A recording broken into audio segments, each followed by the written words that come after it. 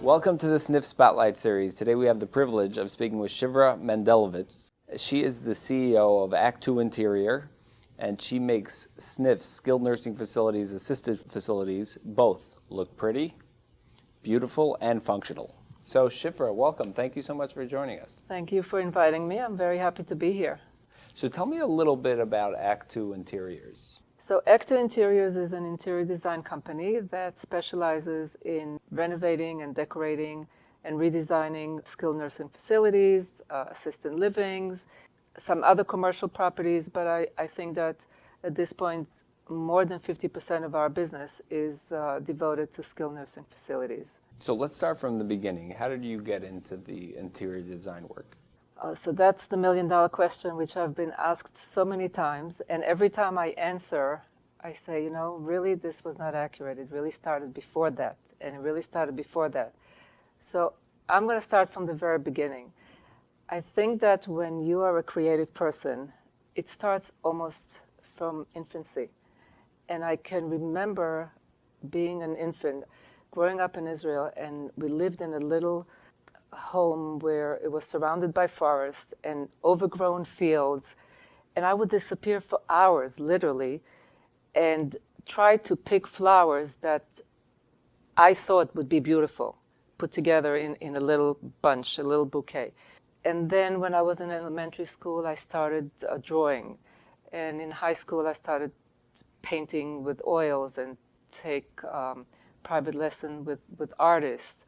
I used to sew, I used to embroider, I would knit. Basically, I loved to take anything that was in its simple form and just elevate it and make it better. And that's why when I think about what started me in design, I think I was just like predestined to do that. And then, of course, my parents named me Shifra, which the word means to improve, to beautify. So I don't think I had a choice. I had to be in a creative. I had to be in a creative field. So tell me about your work and how you took this natural gift of yours of design and beautifying things, and turned that into the SNF space. So first there was a lot of schooling. I went to FIT. I really wanted to take textile design because I thought that by drawing and painting, I could just paint on textile. It would be easy.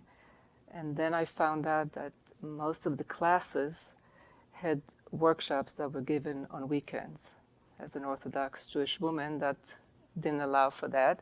And I switched to interior design quickly. I just changed my schedule and started taking interior design and really, really loved it. When I finished the interior design classes, I still didn't feel that I could go out to work in the field. At that time, my husband and I were running our own startup business. And I was going to school at night. In my days, you worked during the day, went to school at night. So I started with fashion design. I just wanted to stay in school. The whole environment was so interesting and stimulating, and you were in a whole community of people that challenged each other. When I was just about finished, I was recruited right out of school to be a head designer of a children's wear company. So that really went to my head because not many people got recruited right out of school to be a head designer, and it was too tempting, and I took it. 2 years later, after working for them for 2 years, they had some issues with partners. Anyway, they decided to dissolve the company. And again, not wanting to see anything go to waste, I already had invested in there my time, my energy, and I saw the potential. I ended up buying from them the name, just the name of the company, and went on my own into the fashion field. I did that for about 10 years, and then life changed. I had to go back to my husband's business. He was killed in a car accident. It was, life turned upside down. I had to put my creative career on hold for a while.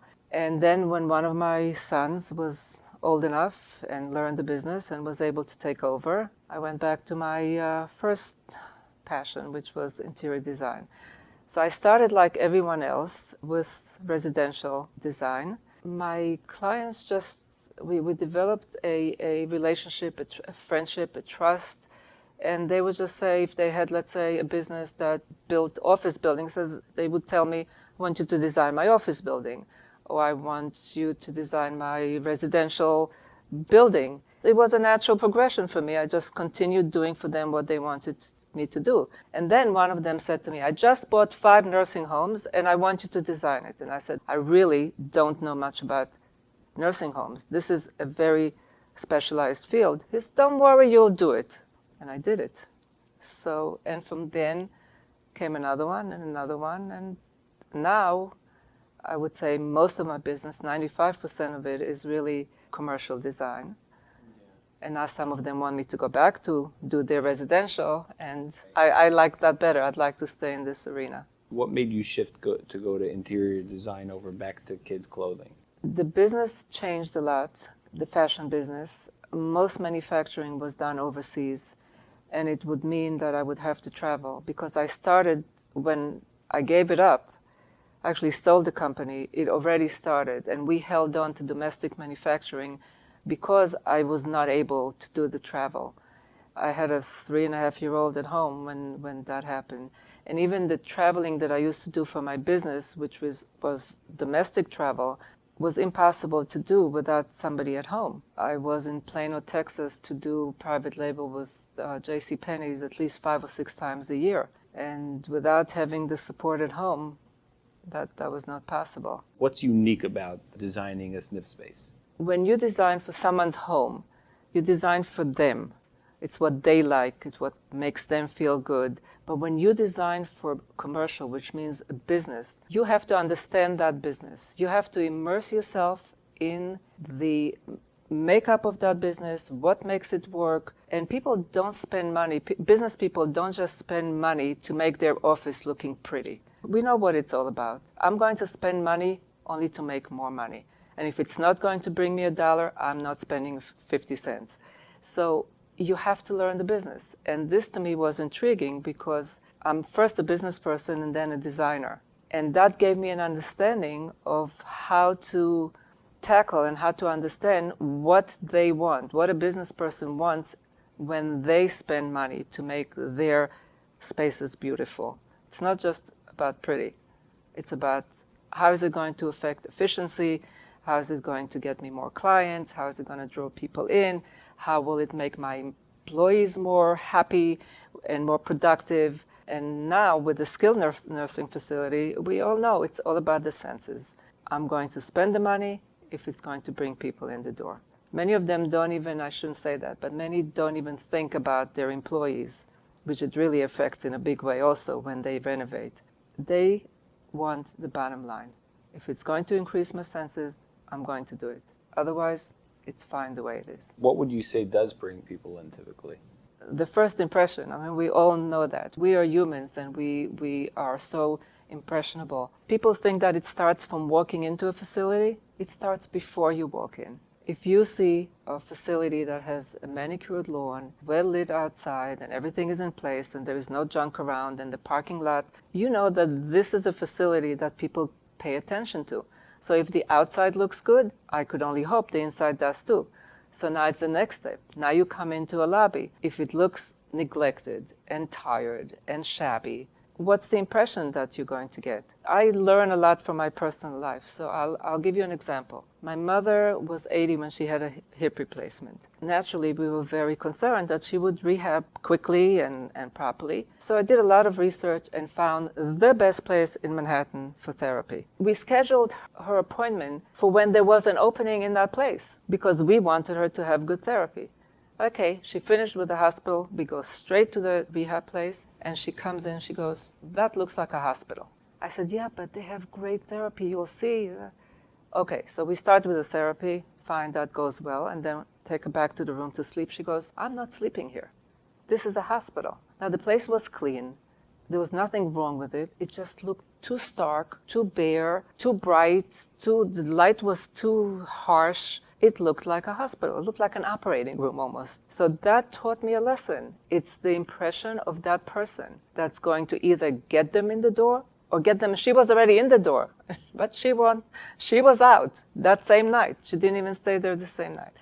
So the look is very important. So Act 2 will come into a facility, for example, not just look at the interior, but also give a little bit of consulting and say, hey, the first impression means a ton. The outside, the lawn, we need to start with that. Then we'll get to the lobby, and then we'll get to the rooms. I'm not saying that it'll always go in that order, but we will definitely give a comprehensive opinion and a write-up on everything that we, through our very critical eye, see that needs to be done. And then it's up to the owner. We don't dictate what needs to be done.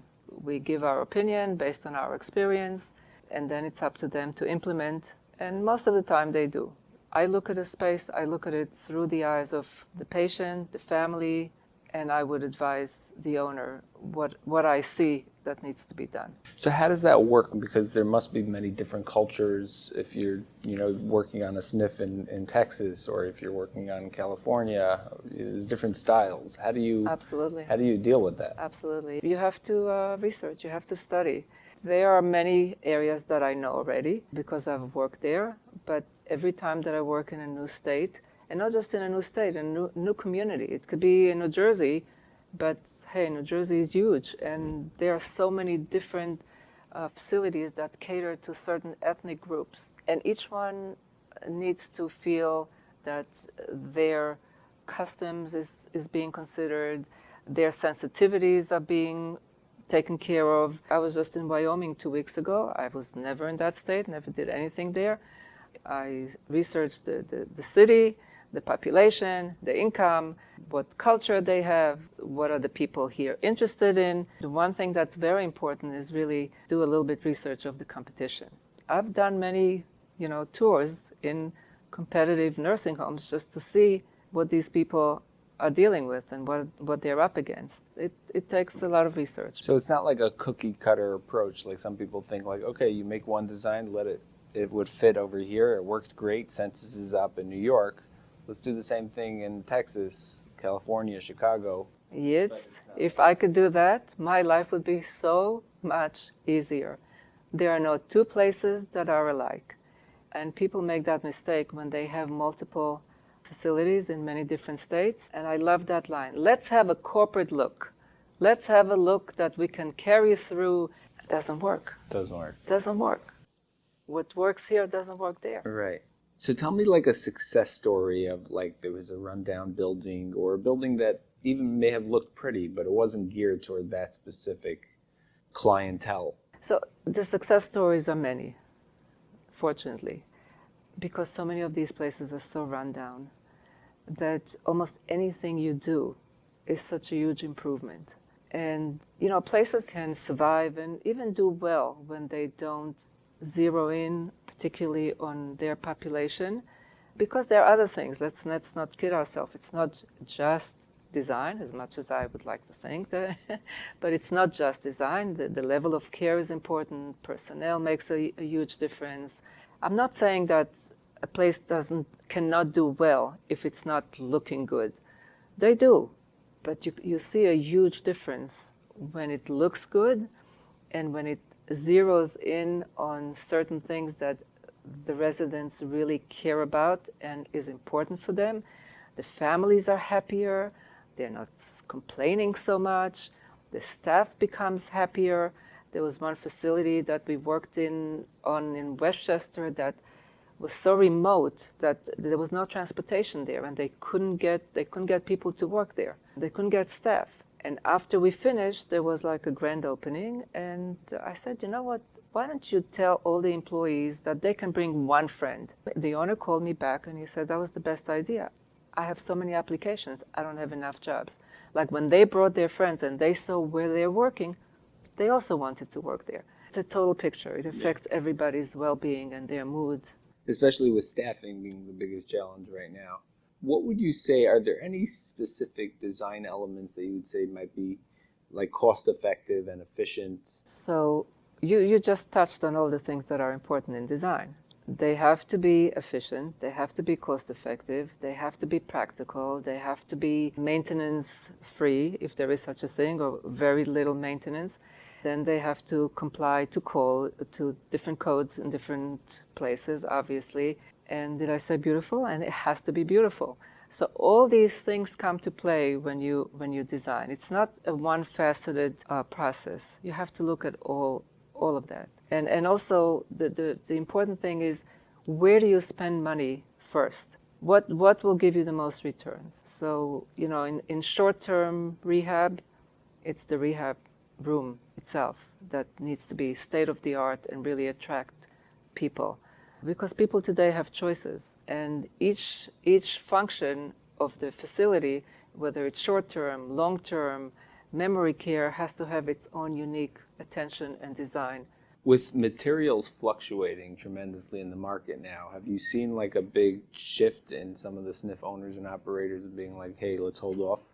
So, of course, during COVID, we were dead. Like, projects that were in the middle just stopped dead. Nobody coming, nobody going. Materials were left where they were. So now that things are opening up, a lot of people feel that they really need that boost, that they need to put their best foot forward now. We all know that nursing homes didn't fare well with publicity and all that during COVID. Their census were quite down, or are still not where they should be.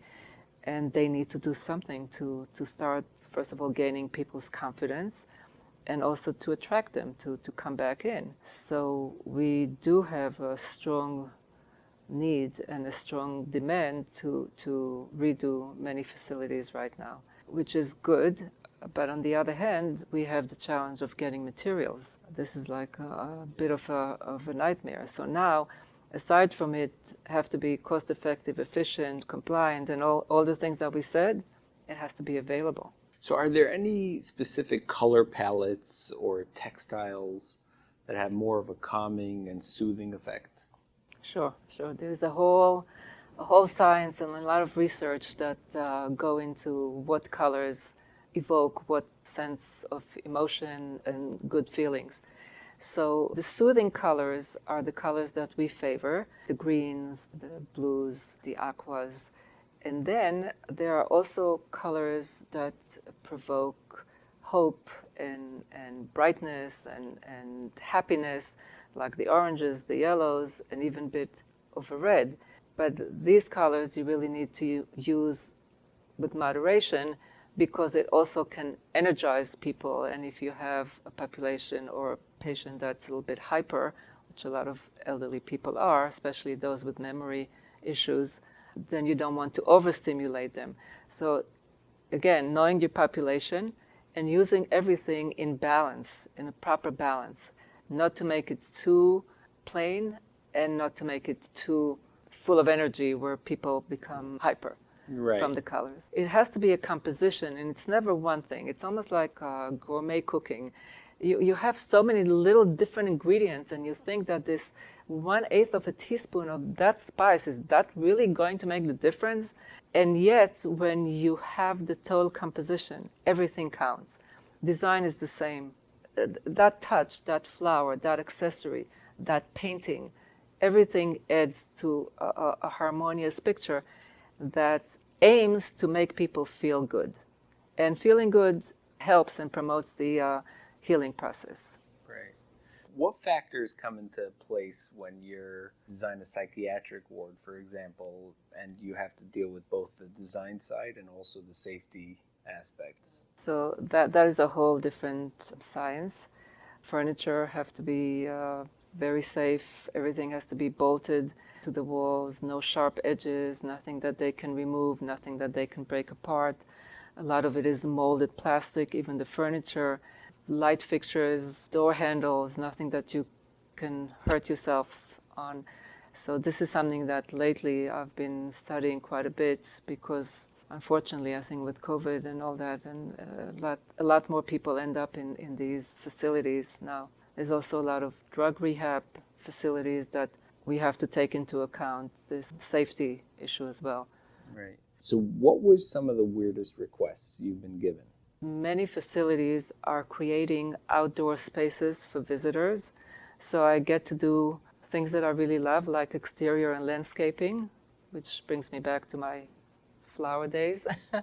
And so we are creating a lot of little sitting areas and gazebos in outdoor spaces where a family can come and visit. There is also a trend now to build smaller facilities in the same fashion that greenhouse started, even though that concept started before COVID.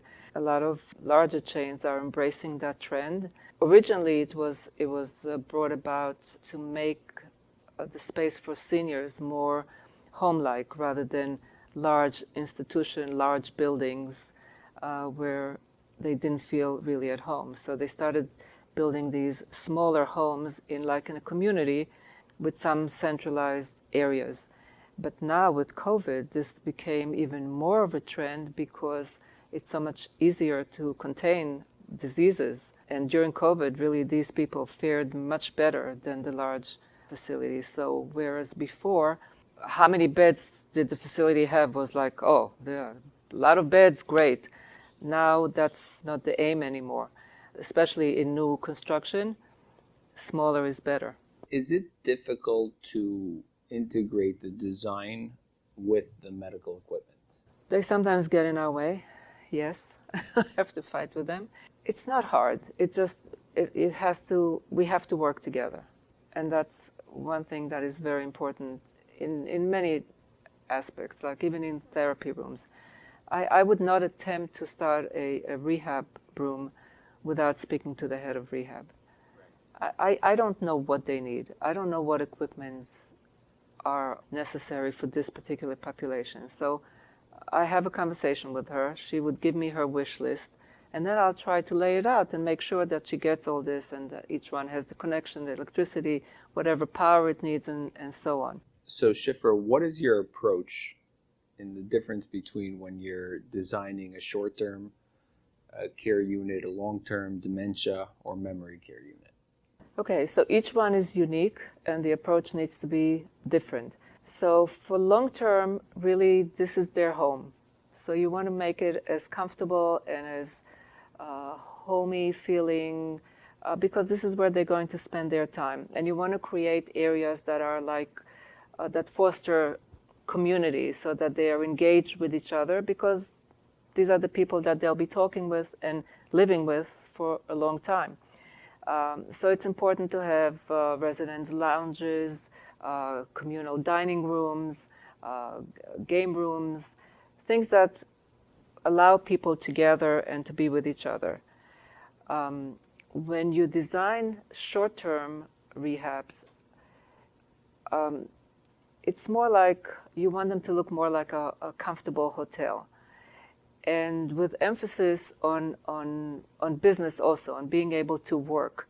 Because many of these people are younger that come there post-surgery to rehab. And they want to continue what they're doing. They want to continue work. They're not necessarily looking to interact with the community, with other patients. They want their private room, their private shower, and they want their desk with their computer hookup. And they want their room to look like a hotel, not like a hospital. So that's with short term. Now, memory care and dementia units is a whole different story. And that is something that I really feel very passionate about, again, because of personal experience. My mother, unfortunately, is living with dementia for the last 7 years. And I learned a lot from being with her and watching her.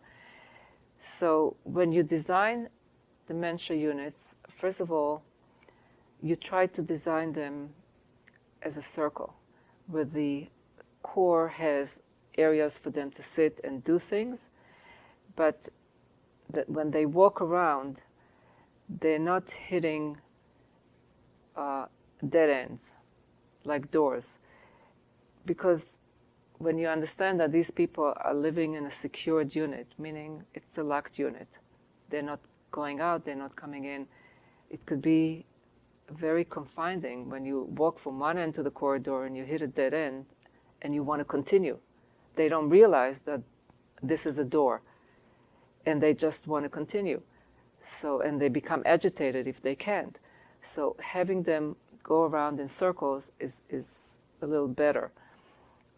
You want to create certain sceneries that either will bring the outdoors in or will remind them of things that they used to do For instance, we just worked on a memory care unit near Atlantic City, which is a beach community. So we chose wall murals that have scenes from the boardwalk. And to me, coming back there and meeting one of the elderly ladies, and she said to me, you see, this is where me and my Joey sit every afternoon and we watch the sunset. It's like, that made me feel so good. It's like you create a space for them that they can kind of continue their good moments. So that's one of the things you want to create when you do memory care units. And another very important element which I developed, and I actually had my daughter's help because she's an OT and she's very familiar with sensory issues, which a lot of memory care patients have. I developed a quiet room with different equipments and different elements and different furniture that make them feel better. And when I went back and spoke to the nurse, she said to me, since we have that room, our medication rate dropped, because before 5 o'clock, when they start having the sundowning experience where they really become agitated, we take them to that room, we put them in a recliner, we put their weighted fuzzy blanket over them. I also put in there like little fuzzy and little stuffed animals, like dogs that really look very authentic, and we put it on their lap and they just play with it and massage it, and they're calm. So that to me shows me that many of the design elements that we implement really help people. And to know that medication is less necessary, that's amazing. What made you specifically like this and say, hey, I'm going to, on my own dime, come in and spend, a day and time to come in and talk to Yitz Rubin with this new So spot? Yitz Rubin, I told you, I liked your approach. I liked your interviewing style. And I know that you're familiar, you're very knowledgeable in this arena as well. While I did come mainly for that, I did have 2 other meetings that I'm hoping to still do today, but this was my main focus. And I just feel strongly about what I do, and I'd like to let people know about it and just try to make this as important to everybody as possible, to make people understand what they are to gain and what there is to be gained from renovating and designing and making facilities beautiful. It's helpful for the healing process. It's helpful for the employees and how good they feel about their space, how much more passionate and more caring they become if they feel they work in a good place. And of course, the bottom line, it increases senses. It happens all the time. Absolutely. Yeah. So thank you so much, Shifra, for coming and joining us. Thank you for having me. Thank you. It's nice to be here, and it was nice to meet with you.